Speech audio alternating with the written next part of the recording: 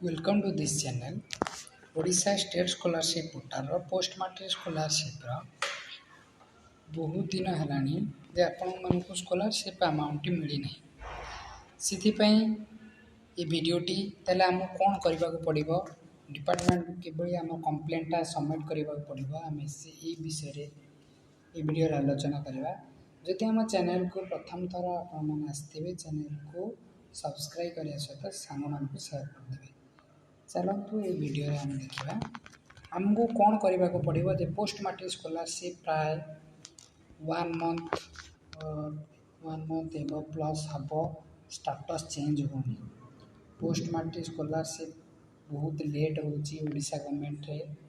State government एप्रति किसी action होनी बहुत सारा प्रोब्लेम स्टूडेंट माने फेस कर पोस्ट मैट्रिक स्कॉलरशिप को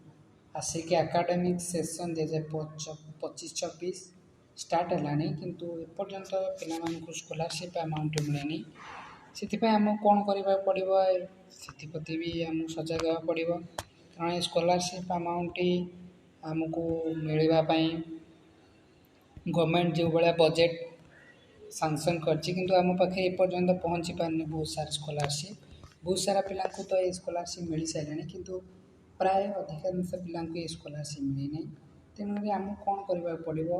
डिपार्टमेंट को आम कंप्लेंटा किभली सबमिट करवा ये वीडियो देखा। चलतु प्रथम post matric scholarship portal state scholarship portal आम सर्च कर सारापर स्क्रॉल कर सारापर आम पूरा लास्ट पेज को आसवा ये देखिए पारे ये हेल्प डेस्क अच्छी post matric scholarship help desk पूरा ता वेबसाइट डाउन रे तले रही हेल्प डेस्क यह हूँ स्टेट स्कॉलरशिप हेल्प डेस्क आपन चाहिए ये दुईटा नंबर भितर कांटेक्ट करके स्कॉलरशिप इनफॉरमेशन पाइपर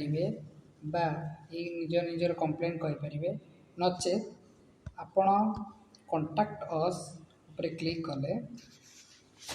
ये सबू डिपार्टमेंट स्कॉलरशिप डिपार्टमेंट पलि आसुची मेल आईडी और कांटेक्ट नंबर पलि आउची ये तो हम post matric scholarship ST/SC MBC welfare department रे आसूची से डिपार्टमेंट को आम मेल करने को पड़ो ये ST/SC department minority backward classes welfare department ये डिपार्टमेंट को साधारणतः आमको स्कॉलरशिप अमाउंट प्रोवाइड करुँची स्कॉलरशिप गवर्नमेंट बहुत स्लो प्रोसेस एकेडमिक सेशन 2024-25 एपर्यंत मिल पारि ना से आम गवर्नमेंट तत्पर किसी प्रकाश करना आमको निजक निजे सजग पड़ो आम कि करने को पड़ो जे आम स्कॉलरशिप अमाउंट आम हक जोटा आम पाइपर ये मेल आईडी अच्छी स्कॉलरशिप मेल आईडी देखिए नोट कर दिंतु स्कॉलरशिप ST/SC@gmail.com यही मेल आईडी को आपन को निजर ग्राभेन्स बा निजर कंप्लेन लॉन्च करने को पड़ो केमिति लॉन्च करेंगे ना आप जीमेल को जाई ये मेल आईडी को टाइप कर सारापर से निजर क्यूरी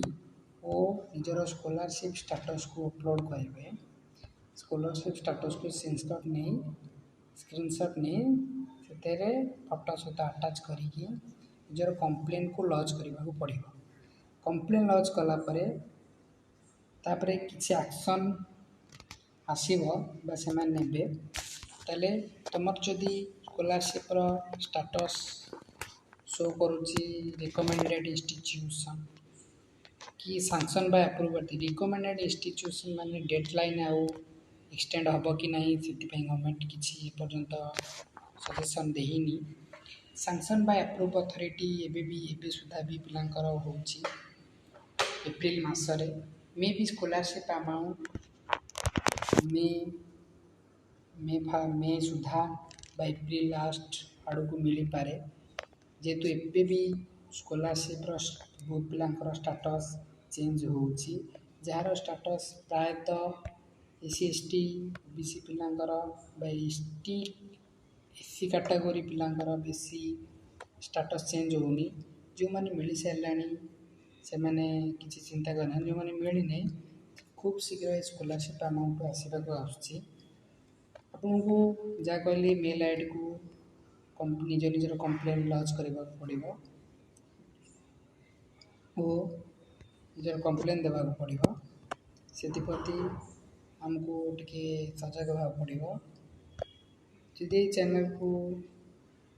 ଆପଣଙ୍କୁ ହେଲ୍ପ କରିଥାଏ ସ୍କଲାରସିପ୍ ରିଲେଟେଡ଼୍, ତେଣୁ ଏଇ ଚ୍ୟାନେଲ୍କୁ ସେୟାର୍ ଓ ସବସ୍କ୍ରାଇବ୍ କରିଦେବେ ଆଉ ସାଙ୍ଗମାନଙ୍କୁ ପଠାଇଦେବେ, ଯାହାଫଳରେ